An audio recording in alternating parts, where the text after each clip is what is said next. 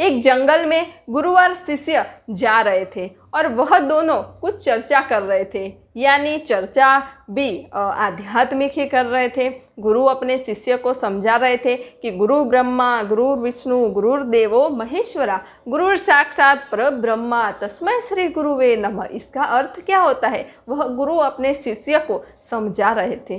तो यह श्लोक है, वह उनके बाजू में है 5-6 युवक जा रहे थे। उन्होंने सुना कि गुरु ब्रह्मा, गुरु विष्णु, गुरुदेव महेश्वरा, गुरु साक्षात परब्रह्मा तस्मै श्री गुरुवे नमः। तो वो जो युवक थे वह हंसने लगे कि हाँ, ये गुरु में तुम्हें कहाँ ब्रह्मा दिखता है, कहाँ विष्णु दिखता है और कहाँ महेश दिखता है। और जोर जोर से वो गुरु की हंसी उड़ाने लगे। गुरु मौन हो गए, चुप हो गए, और वह शिष्य भी मौन हो गया, चुप हो गया। और वह युवक तो गुरु के हंसी ही उड़ाए जा रहे थे कि गुरु को कहाँ 3 मस्तक है, गुरु कहाँ शंकर है, गुरु कहाँ महेश है, ऐसा कह के जोर जोर से हंस रहे थे। गुरु शांत थे, शिष्य भी शांत था। तो फिर आगे नदी आई। तो नदी दोनों को पार करनी थी और नाव भी 2 थी। तो स्वाभाविक है, एक नाव में गुरु और शिष्य बैठ गए और एक नाव में वह 5-6 युवक बैठ गए। तो नदी वह पार कर रहे थे। तो बीच में जब दोनों की नाव आई तो गुरु और शिष्य की नाव तो ऐसे ऐसे ऐसे ऐसे करते करते आगे जा रही थी, लेकिन उस जो युवकों की नाव थी, उस युवकों की नाव को भंवर ने लपेट लिया और वह नाव ऐसे ऐसे ऐसे इतनी डगमगाने लगी और फिर वह नाव तो पलटी ही हो गई और वह युवक डूबने लगे और गुरु देख रहे थे और शिष्य भी देख रहा था।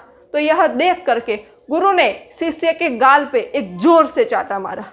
शिष्य की आंखें ऐसी हो गई कि गुरु ये क्या, आपने इन्हें मुझे बचाने को भी नहीं कहा, कि ये भी नहीं कहा कि जाओ तुम इन्हें बचाओ, क्या ये भी नहीं कहा कि इन्हें अपनी नाव में बिठा लो, कुछ भी नहीं कहा और डायरेक्ट मुझे चाटा मार दिया। फिर उस शिष्य ने गुरु से पूछा कि आपने मुझे चाटा क्यों मारा। गुरु ने कहा कि इन्हें तो नहीं पता था कि गुरु ब्रह्मा, गुरु विष्णु, गुरुदेवो महेश्वरा, गुरु साक्षात परब्रह्मा तस्मै श्री गुरुवे नमः, इन्हें नहीं पता था, ये तो अज्ञानी है। लेकिन तुम्हें तो पता था ना, तुम्हें तो मैंने बताया था ना कि गुरु ब्रह्मा है, गुरु विष्णु है, गुरु महेश है और गुरु साक्षात परब्रह्म है, तुम्हें तो पता था ना।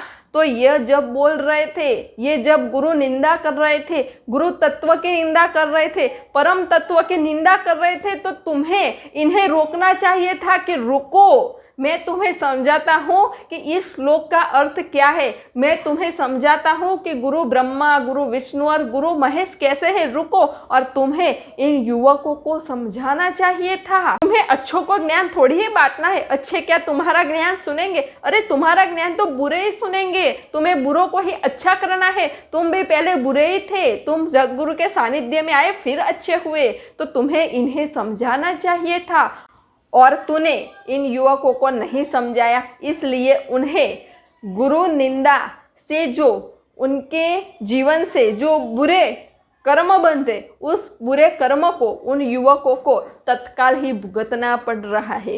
यह गुरु निंदा का परिणाम है, यह सद्गुरु की निंदा का परिणाम है कि उन्हें सद्गुरु की निंदा करने का फल तुरंत ही भुगतना पड़ रहा है। क्योंकि सद्गुरु तो अपना जन्म पूर्ण होते ही अपने धाम चले जाते हैं, ब्रह्मलोक चले जाते हैं, तो फिर उनके साथ जो कर्म बंधन से जुड़ते हैं उन्हें अपने कर्म इसी जन्म में तत्काल भुगतने पड़ते हैं। तो वैसे ही इन्हें गुरु निंदा के कर्म, सद्गुरु निंदा के कर्म अभी भी तत्काल भुगतने पड़ रहे हैं।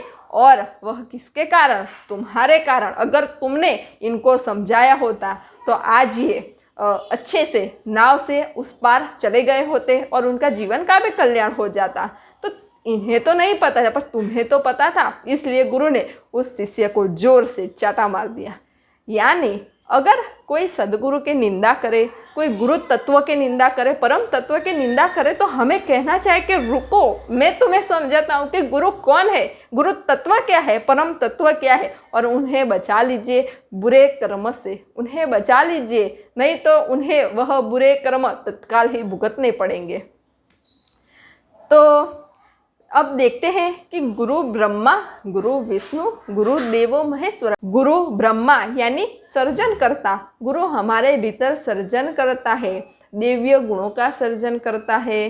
गुरु हमारे भीतर भक्ति का, श्रद्धा का, निस्वार्थ प्रेम का सर्जन करता है, हमें उस पात्र बनाता है कि हम भीतर उतर सके, हमें आत्म साक्षात्कार हो, हमें परमात्मा का दिव्य अनुभव हो, इसका सर्जन करता है, इसकी हमारे भीतर पात्रता निर्माण करता है। आगे आता है कि गुरु विष्णु है, यानी जब वह पात्रता हमारे भीतर निर्माण हो जाती है तो गुरु हमें संभालता है।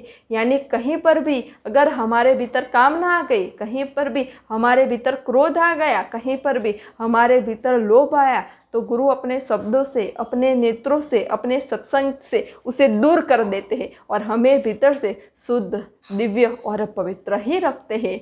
तीसरा आता है गुरु महेश है। गुरु हमारे भीतर जो भी अवगुण है, जो भी हमारी बुरी आदत है, जो भी आसुरी तत्व है, काम, क्रोध, लोभ, मोह, मद, ईर्ष्या, अहंकार, उन सब का विनाश करते हैं और हमें परमात्मा का साक्षात्कार कराते हैं।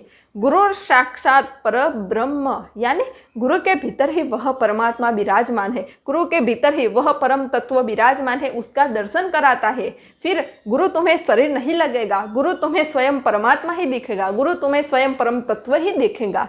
तो ऐसा साक्षात्कार सदगुरु हमें कराते हैं। तो जब हमारे जीवन में ऐसे व्यक्ति का आगमन हो जो ब्रह्मा भी हो, विष्णु भी हो, महेश भी हो और साक्षात पर ब्रह्म ही हो, तो समझ लेना कि वह व्यक्ति नहीं है, वह सदगुरु है। और सदगुरु कभी व्यक्ति होते ही नहीं। सदगुरु विश्वव्यापक शक्ति है, सदगुरु गुरु शक्ति है, सदगुरु परम शक्ति है। तो ऐसे सदगुरु का जब हमारे जीवन में आगमन होगा तब जाकर के हमारा मनुष्य जन्म सफल होगा, तब हमारे भीतर परम प्रेम का प्रागट्य होगा, तब हमारे भीतर निष्कामता का प्रागट्य होगा, तब हमारे भीतर समर्पण का भाव उठेगा, तब हमारे भीतर श्रद्धा का, विश्वास का प्रागट्य होगा। तो जिनके जीवन में ऐसे अलौकिक और दिव्य सदगुरु का आगमन हुआ है, उनका जीवन तो धन्य धन्य हो गया है।